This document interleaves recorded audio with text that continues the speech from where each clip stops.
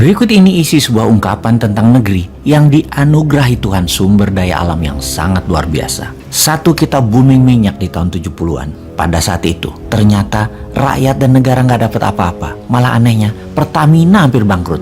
Pertanyaan berikutnya, kemana duitnya? Berikutnya adalah di tahun 80-an, kita booming kayu. Yang kemudian hutan Sumatera dan Kalimantan dibabat habis, dijual oleh oligarki rakus. Rakyat dan negara juga nggak dapat apa-apa. Pertanyaan berikutnya, pada kemana sesungguhnya duitnya? Yang ada hanya lingkungan hancur. Dan kalau hujan sedikit aja, langsung banjir, tanah longsor. Berikutnya adalah di tahun 2000-an. Kita booming lagi, mineral, batu bara, dan lain sebagainya. Negara dan rakyat juga nggak dapat duit apa-apa. Kecuali lingkungan jadi hancur di semua daerah. Dan yang lebih nggak masuk akal lagi, 95% eksportirnya tidak punya NPWP alias tidak bayar pajak. Sungguh, sebetulnya Tuhan itu sudah kasih kita beberapa kali kesempatan atau rezeki besar. Tapi kita nggak becus mengelolanya. Hanya segelintir manusia yang dekat dengan kekuasaan serta penguasa saja yang mendapat manfaatnya.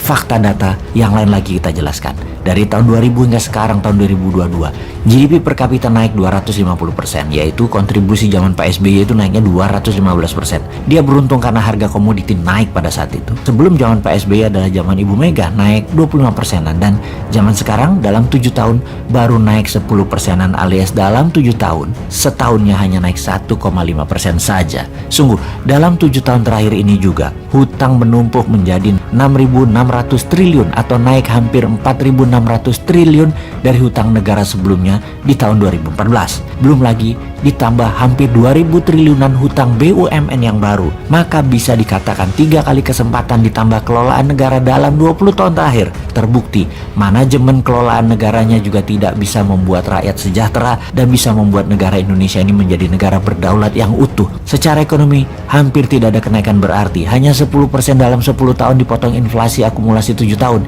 Ya minuslah negara Indonesia ini. Semua ini karena apa? Karena sistem bernegaranya kah? Karena sistem politiknya kah? Atau individu pemimpinnya? Atau orang-orang di sekelilingnya yang tidak mampu? Banyak memang sudah dilakukan, infrastruktur benar dibangun. Namun BUMN yang membangun kok bangkrut? Sesungguhnya rakyat jadi dapat apa? Sama dengan 3 peristiwa besar yang telah berlalu. Boom minyak, boom kayu, boom tambang. Zong semua buat rakyatnya. Oke, kita bahas manajemen bernegara sekarang. Kita diskusikan soal subsidi BBM yang dicabut, di mana subsidi niatnya membantu, namun ternyata membuat rakyat manja yang sudah kronis dimanja selama 40 tahun lebih akibat subsidi. Dan ternyata di sisi lain kita tidak dapat apa-apa juga setelah memanjakan rakyat tersebut. Lalu 1 tahun ini subsidi BBM dialihkan. Kita dapat sekitar 350 triliun yang digunakan untuk membangun jalan kereta api double track di seluruh Indonesia, namun belum menunjukkan berdampak pada percepatan pertumbuhan ekonomi juga. Terdapat fakta lain lagi, yaitu ternyata hutang negara juga meningkat tajam. Adakah solusinya, wahai kaum New Mind? Ya ada. Begini melihat masalah dan peluangnya.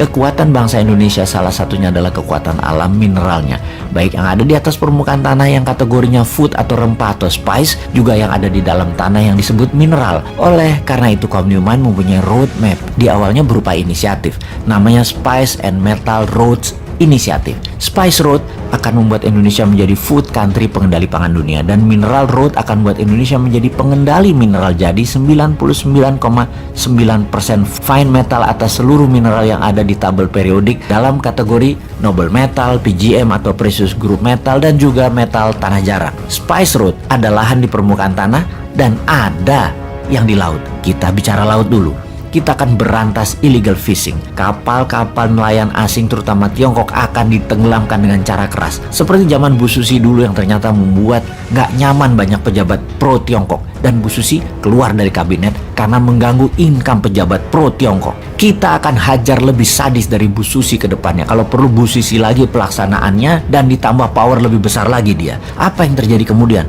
Pasti industri perikanan cold storage di Filipina, Malaysia, Thailand, Vietnam, dan RRC atau Tiongkok bakal kosong alias tutup. Orang mereka nyolongnya dari Indonesia. Lalu dengan dibuatkan kapal nelayan serta dimodali dengan kapal berbunga 0%, akan ada 500.000 kapal motor baru nelayan yang membuat 30 juta masyarakat laut yang hidupnya bergantung dari hasil laut, pendapatannya bakal naik 3 kali lipat dari saat ini. Jadi berani nggak ambil peluang tersebut?